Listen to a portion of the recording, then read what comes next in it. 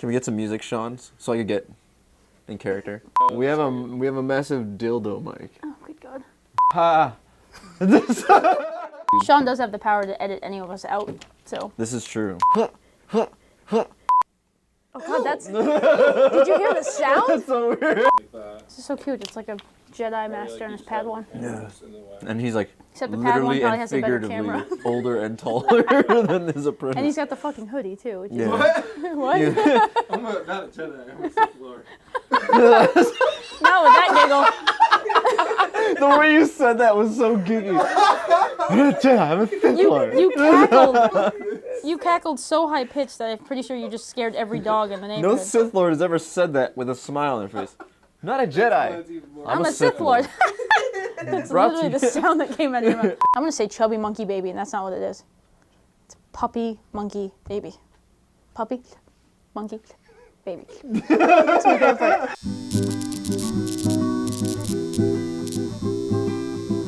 Hello and welcome to the Exit Only Theater podcast. I don't know what he's doing, so I'm not gonna look in his direction. I'm JP Lee, and with me, as always, is Adrian Alderette. and we're here with a bit of a Super Bowl trailer review. There are a lot of TV spots that hit during the Super Bowl this year, and they were a lot more enticing than the game itself. Yeah. So Hell yeah. let's just jump into it. I have a line in here that says, puppy monkey baby. Just wanted to say it. I'm not reading the rest of it. We're going to jump into Secret Life of Pets. Okay. You want to talk about it a little bit? Not at all. Okay. All right. Moving. It's basically Toy Story, but when the cats and dogs are home alone. That's it. It looks compelling if you're 8, so I was just like, it's- yeah, that was my reaction. I remember Yeah. I was on my couch, I was mid-nacho, and I'm like, huh. I'd rather see Zootopia, so that's. I'm only going to pick one animated film for a year, and that's the one I choose. So. Indeed. Jumping to the next one, we're off to a great start. We started with a real bang. The second one is Eddie the Eagle. Wolverine training the guy from Kingsman. I thought he was trained already. It's enticing. He's in the Olympics, though. It's cool. It's like a feel-good movie. It looks good. Apparently, it tested well at Sundance, so that's a good sign. I guess. certainly hope so. I guess. I'll watch it because it has a young star and how do you pronounce I think his it's name? Taron Egerton? Edgerton or something Edgerton? like that. It's one of those guys. But he's a rising star. You have Hugh Jackman in the movie. It's an uplifting, like, hey, you know, you could overcome anything kind of tale. So you can never go wrong with those kind of Rudy stories. And it's a win-win with both of them. They're I don't know. It's I like seeing Hugh Jackman in stuff that isn't just Wolverine. So I'll. What if it's like a movie that it's like Eddie the Eagle, but it's Eddie training for him to be the next Wolverine? Oh. I was not that was not in the pre-production meeting. I don't know how to take that. I literally just. Inception. Someone's gonna watch that and be like, "Yes, we found our new Wolverine." The next one is gonna be Independence Day Resurgence. I just actually watched it because I missed it when it aired. That shot of the alien ships just sweeping over the stadium is pretty badass. That was cool. That was just heightened by the fact that all the other scenes they've shown have looked pretty good, besides the fact that I was excited Will to see Smith's it. not in it. Yeah, that's the big asterisk with this movie. It's like Will Smith's not in it, but everything that was awesome about Independence Day is still in it. Even Bill Pullman's back. It's Exactly. like- I'm like, the president is back. Maybe he'll give another badass speech. He's like, remember that speech I gave? Is it still 4th of July? Well, I'm dusting it back off. He does look crazy with his like white beard. Well, the thing I don't understand, I don't even remember if he was in the TV spot. We're just now at this point just talking about the trailer, but Yeah. there's a lot of like science labs with smoke in them that happen in the first movie and in the trailer a ton. And Yeah. I'm like, why do we keep having this problem? Like, can we Like just somebody needs to avoid- cover up that gas leak. Yeah, man. can we just avoid these creepy settings?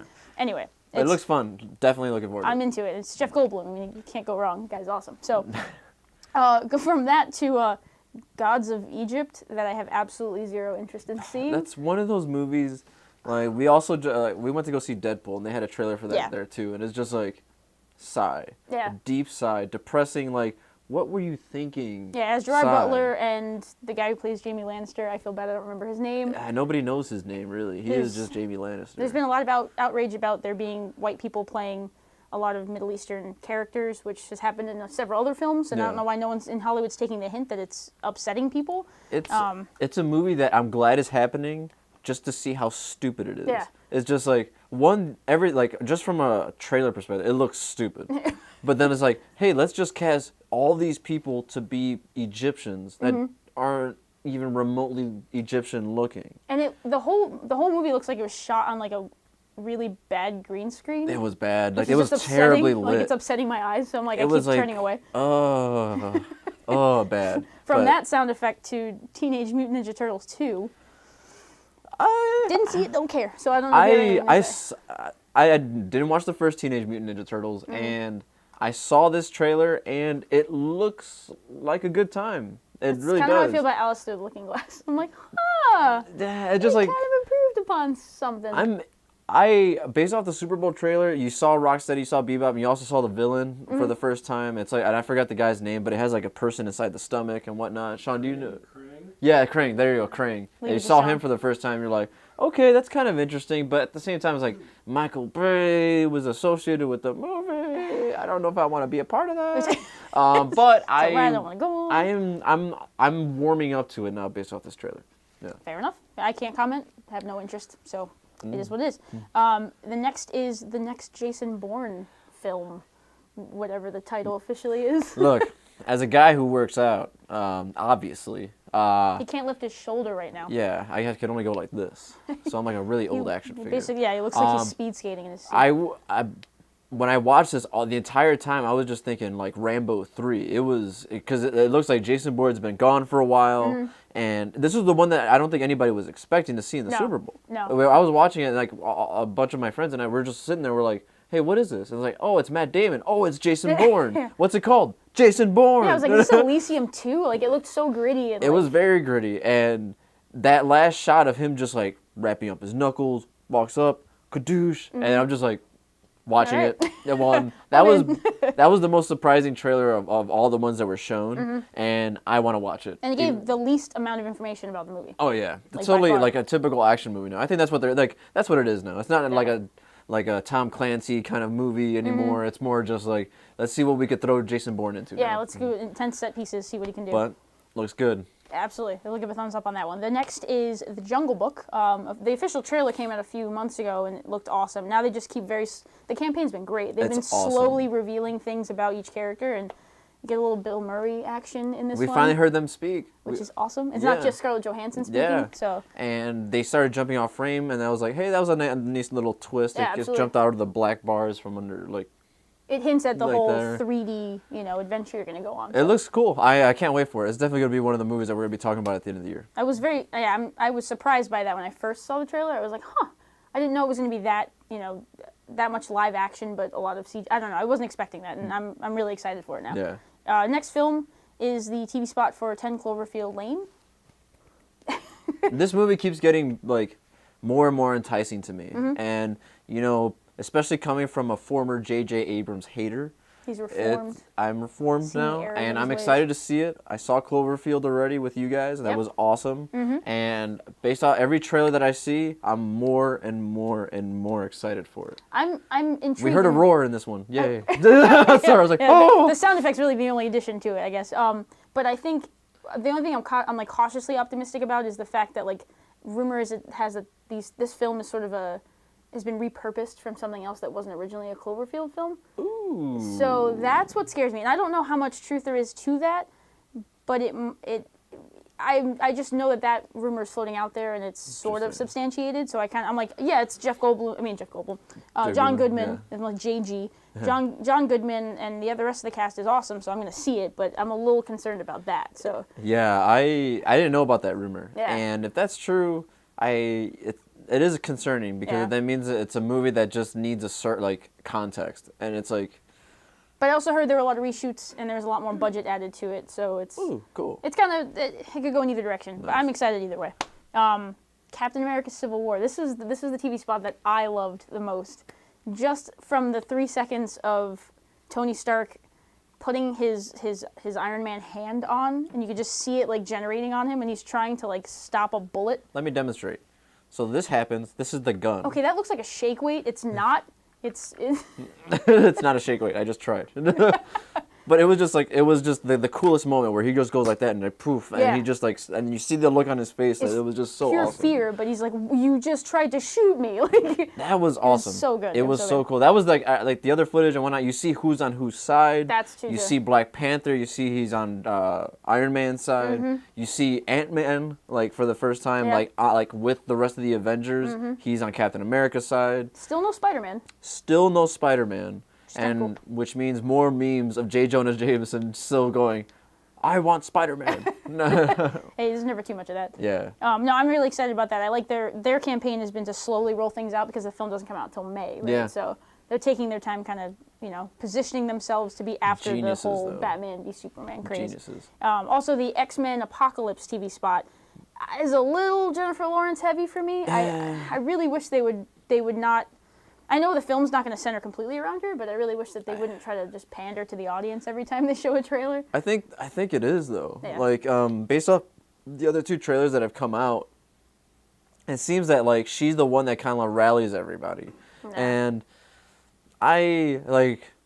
I'm more excited by Oscar Isaac being the bad guy. Yeah, than like it is Jennifer Lawrence in another I X-Men. am super pumped to see Apocalypse. He's my favorite villain of any comic book, and the Four Horsemen are there, and that's awesome. And I don't know, maybe you know how I feel about Jennifer Lawrence. I think she's kind of like in everything in the same role all the time. Yeah. And I'm kind of tired of it. And then the fact that it's an X-Men movie too, it's kind of a bummer for me. But at the same time, she's a great actress. I'm like, let's see what happens. Yeah. But yay, it's Katniss leading the X-Men. Olivia Munn's shot was pretty badass. So there's a few cool moments. I've said in that it. line many times. Yeah, she was pretty awesome. Yeah. But that's sort of a wrap up of our sort of Super Bowl 30 to 45 second spots that they showed. Which was your favorite? I'm still most it's Captain America: Civil War. It has Yeah, to be. Of those available to us. I think it's Jason Bourne and Captain America for me. Jason Bourne's sheer shock value. Like, yeah, no one it was just so expected it. surprising. I was like, oh, Damon, holy crap, Yeah. dude. He's surprising me lately. Those two definitely awesome. But we need to transition because that wasn't the only trailer news that happened in the last week or so. Batman v Superman: Dawn of Justice finally came out with a trailer that we can at least be sort of proud of. It didn't seem rushed and didn't seem like a response to a certain Civil War film. And thank God it's the only trailer coming out from here on out. It's the final one. Well, yeah, there's only like a month until a film comes out, so they better not come out with anything else. They're going to ruin the movie even further. Yeah. So, question being, does this trailer sort of redeem the film for you as a response to how bad the second trailer was? Yes. Okay. And I say that because the big complaint about the last one was that it revealed the big villain at the end that everybody's going to eventually fight that unifies everybody. Yeah. Doomsday. This trailer kind of redeems itself by showing what we really want to see. Batman versus Superman. And we see it throughout the we see a scene of Ben Affleck as Batman just whooping everybody's ass. That to me by far showed that I've been very cautious about saying I want to see this movie. I mean, obviously everyone's going to see it, but like I've been the biggest sort of hater of the group about this film. Yeah. And that was the first time I watched that 30 seconds or so where I was like, okay, like he like jackhammered someone's head into the ground. Oh, that was so awesome. And I was just like, what are you? Holy shit, that's Ben Affleck in that suit. So I'm that 30 seconds got me kind of invested. So. There were great little moments in there, like even for Superman, Yeah. like where he catches the bullet, he just goes like this, and I'm just like, oh, that was cool. Like me and Sean were watching it, we both were like, oh my god. And then obviously the last frame where like Superman tries to throw a punch, and then Batman's like, nah, man. Yeah. Nah. The look of like terror in Superman's face, and we saw it before the Deadpool film. Yeah. And everyone in the audience, being also like fairly big comic geeks, was like, oh my god. I think you could just hear a murmur through the crowd, which made it even better. So I think the trailer is much better put together. Yes, there was definitely a purpose, and this one was planned out, as opposed to the other one felt like, oh my god, let's just throw something together. It's weird that you'd have to you're surprised to expect that from a studio. That's what concerns me. It concerns me a lot. But we heard Wonder Woman speak, which was Oh yeah, that pretty was cool, true. That we did get a Wonder Woman line. which was good. And I don't know why I was concerned about it. I don't know, because she has such a thick accent in the Fast and Furious films. Yeah. I just wanted to see what direction she was going to go with it, and Seems like she's going a safe route, but it's compelling. It's hilarious when you think about like how I guess what's the word? I guess like I'm gonna use the word scared. How scared everybody is about how this movie's gonna turn out. Where like even casual moviegoers are like watching like, well, are they gonna nail the Batman Superman thing? It's kind of interesting because I've never seen this for a movie before, where people are so invested into seeing like, can they do it? Can they do it? It's like saying, can the Browns go to the Super Bowl? Can they go? Can they actually make if you're it? You're gonna make that comparison. The answer is probably no. That's the thing. That's because like it has all the signs are that we've seen recently are pointing against it. It's like you have a guy that people don't like as cast as Batman. You have a girl who's never really worked been in a real role before, cast as Wonder Woman. Yeah. And then you have a director who many people thought that Man of Steel wasn't that great, that is directing this movie. And it's just like, all right, what are you gonna like? Can they nail it? Can they? But like, the one big but is always like, well, they had Chris Terrio write it. He won an Oscar for Argo. Right. So that's like the one big if. So I'm holding out hope, and this trailer refuels the hope of this being potentially good. Well, everyone knows everyone's gonna see it. Yeah. At least once. I think it's whether it's good enough to carry the next films and whether or not it's good enough to rewatch. I think that's a huge gauge. Like I think Deadpool has rewatch value. I think Suicide Squad should have rewatch value. I think that'll be the gauge to see if this is successful or not. So. Can't wait. I think that takes care of sort of our updated trailer episode. I mean, if there's anything else you wanted to add? No, nothing.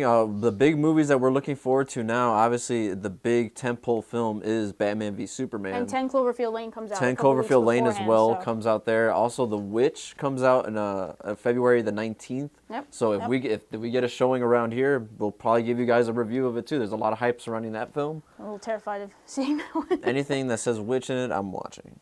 Sounds like a plan. All right. Yeah.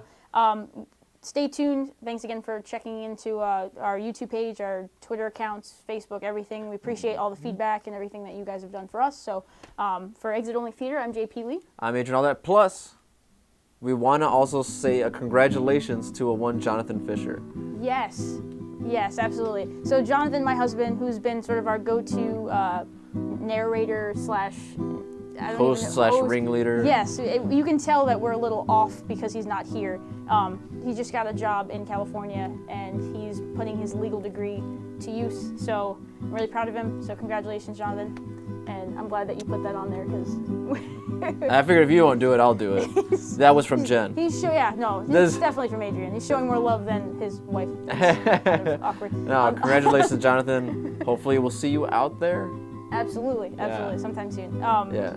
I'm JP Lee. This is Adrian Eldoret, and we'll see you when the credits roll.